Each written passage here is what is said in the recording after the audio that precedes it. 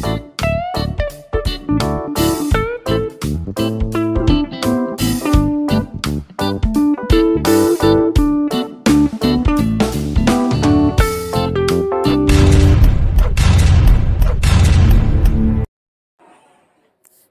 welcome, all of you. You're watching my channel Fuller Academy, and I am Jill Batham.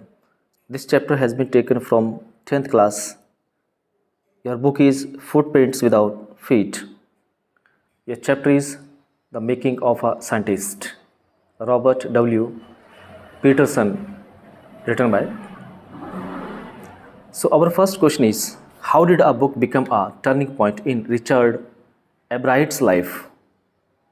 Book जो है Richard एब्राइट के जीवन में एक निर्णायक मोड़ कैसे लेकर आती है या टर्निंग पॉइंट कैसे बना? Your answer is Ebright's mother gave him the book. Ebright की माँ ने उन्हें किताब दी जिसका नाम था the travellers of monarch X. ये 10. At the end of this book, इस बुक के अंत में the readers were invited to help study. जो पाठक जो हैं रीडर्स है उनको निमंत्रित किया जाता है सहायता करने के लिए बटरफ्लाई माइग्रेशन के लिए, मतलब तितलियों के जिसको हम प्रवास कह सकते हैं माइग्रेशन के लिए. The reader had to tag the butterflies. जितने जो रीडर जो था रीडर को बटरफ्लाइज पर टैग लगाना था, एक पर्ची चिपकानी थी which were to be sent to doctor Urquhart को वो भेजनी थी. Catching various butterflies was not easy, मतलब बहुत सारी तितलियों को पकड़ना आसान नहीं था. सो इसलिए एब्राइट जो थे would catch a female monarch. उसने एक फीमेल मोनार्च तितली को पकड़ लिया. टेक हर एग्स, उसके अंडे लिए, and raise them through their life cycle, और लाइफ साइकिल के माध्यम से उनका जीवन अस्तित्व में लेकर आए.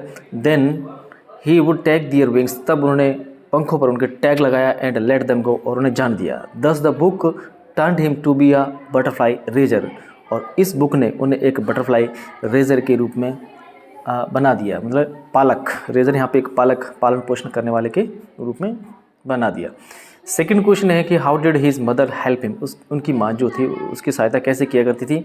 आंसर, रिचर्ड एब्राइट्स मदर जो थी हेल्प्ड हिम बाय एनकरेजिंग, उनका उत्साह वर्धन करती रहती थी. हिज इंटरेस्ट, मतलब उनकी रुचि बनी रहे इन लर्निंग, सीखने में. She took him on trips, वो उन्हें ट्रिप्स पर लेके जाती थी यात्रा पर. परचेज्ड टेलीस्कोप्स, उनके लिए टेलीस्कोप्स खरीदा.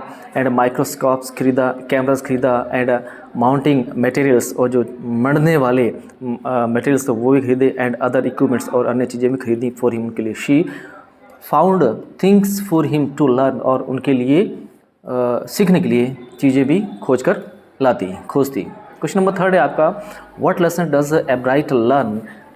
एब्राइट जो है कौन सी अनुभव सीखते हैं? When he does not win anything at the science fair, जब वो साइंस मेले में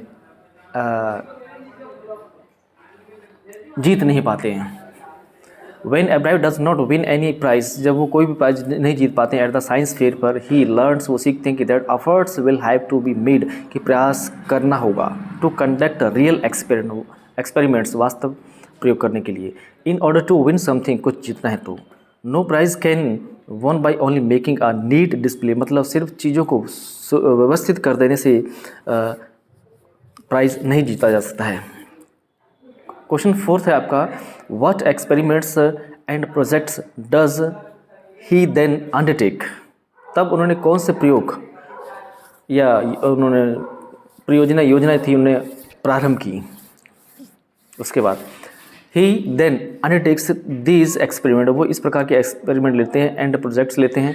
ही tries to find the cause of a viral disease, वो वायरल डिजीज़ बीमारी के बारे में के कारणों के बारे में पता लगाते हैं. इन मोनार्च कैटरपिलर्स, इलियो के अंदर जो मोनार्च की उसके अंदर. ही टेस्ट्स द थ्योरी, वो थ्योरी का टेस्ट करते हैं. दैट वाइसरॉय बटरफ्लाइज की, जो वाइसरॉय बटरफ्लाइज हैं कॉपी मोनार्च, तो मोनार्च की तितलियाँ उनकी नकल करती हैं.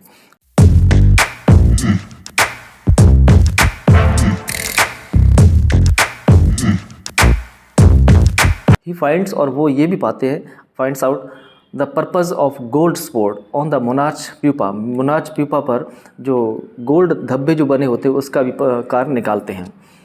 He grows cells from a monarch wings, वे मोनार्च की विंग से सेल्स उत्पन्न करते हैं। ही शोज दैट, और भी दर्शाते हैं कि these cells develop into butterflies wings scales, ये जो सेल्स जो हैं वो डेवलप करते हैं, विकसित करते हैं बटरफ्लाइज विंग्स स्केल्स ओनली यदि if they are fed the monarch from the gold spots, यदि गोल्ड स्पॉट्स के हार्मोन, गलत पड़ गया यहाँ पे, हार्मोन्स उनको खिलाए जाए।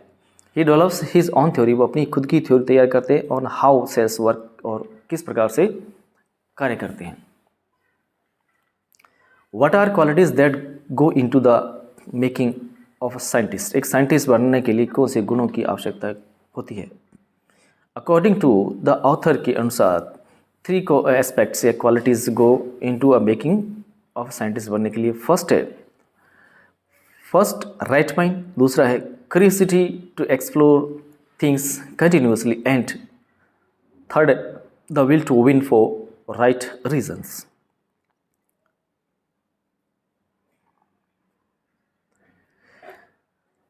तो इसमें 3 है। पहले होनी चाहिए फर्स्ट राइट माइंड, चूहे जैसा दिमाग,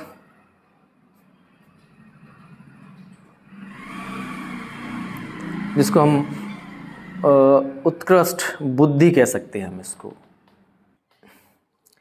देयर इज़ समथिंग रॉन्ग, मैं यहाँ पर कुछ इसका जो प्रोनाउंसिएशन जो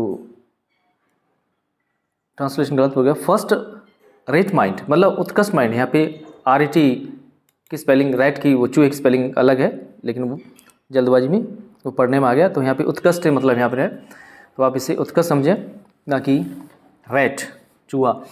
और साथ में curiosity to explore things continuously, और हमारे अंदर उत्सुकता होनी चाहिए लगातार सीखने की, and the will to win for the right reasons, और हमेशा सही रीजंस को जीतने की कोशिश करनी होगी। क्वेश्चन नंबर 6 है, how can one become a scientist, कोई व्यक्ति एक साइंटिस्ट कैसे बन सकता है, एंड इकोनॉमिस्ट कैसे बन सकता है, एंड हिस्टोरियन कैसे बन सकता है। Does it simply involve reading many books, क्या सिर्फ इसमें मात्र बहुत सारी किताबें पढ़ना शामिल है ऑन द सब्जेक्ट, किसी भी विषय पर जो भी जिसमें करना चाहते हैं। डज इट इन्वॉल्व ऑब्जर्विंग, या इसमें observing, thinking and doing experiment शामिल है। तो सबसे पहले आंसर है one can become a scientist, कोई व्यक्ति साइंटिस्ट बन सकता है, एंड इकोनॉमिस्ट बन सकता है, हिस्टोरियन बन सकता है, बाय हैविंग ग्रेट क्यूरियोसिटी, उसमें बहुत सारी क्यूरियोसिटी होनी चाहिए, मतलब उत्सुकता होनी चाहिए, and unending urge for exploration, और खोज के लिए कभी न अंत होने वाली इच्छा होनी चाहिए। उसके बाद सेकंड, आपका जो सेकंड इसमें आ रहा है, no it doesn't simply involve reading, इसमें सिर्फ रीडिंग ही शामिल नहीं है। Many books on the subject, मतलब किसी विषय पर बहुत सारी किताबें पढ़ना शामिल नहीं है। Book reading aims only at collecting information, अधिक से अधिक बुक पढ़ने का मतलब होता है अधिक से अधिक सूचना इकट्ठी करना। फिर उसके बाद आता है आपका यस, हाँ, इट इन्वॉल्व्स ऑब्जर्विंग, इसमें ऑब्जर्विंग की जरूरत है, थिंकिंग की जरूरत है, एंड डूइंग एक्सपेरिमेंट की जरूरत है। ऑब्जर्वेंस जो होती है हमारी ऑफ एक्सपेरिमेंट की, रिफाइंस द थ्योरी, वो थ्योरी को रिफाइन करती रहती है, छानने का काम करती रहती है, मतलब प्योरिटी लेकर आती है। दिस प्रोसेस, ये जो प्रोसेस होती है ऑफ ऑब्जर्वेंस की और थॉटफुलनेस की एंड एक्सपेरिमेंटेशन की, मेक्स अ माइंड एनालिटिकल, मस्तिष्क को एनालिटिकल बना देती है, उसका किसी चीज़ का मुख्य सारांश की ओर ले जाती है, एंड फैक्चुअल तथ्यों पर आधारित होती है। And professional skills are developed, और इसमें व्यावसायिक गुण आना शुरू हो जाते हैं इन अ पर्सन, व्यक्ति के अंदर, बाय दिस प्रोसेस, इस प्रोसेस के माध्यम से। एंड देन फिर जाकर one can become a world renowned professional, तब जाकर एक पूरा विश्व में प्रसिद्ध होने वाला प्रोफेशनल वैज्ञानिक बन सकता है। इस चैप्टर में इतना ही है।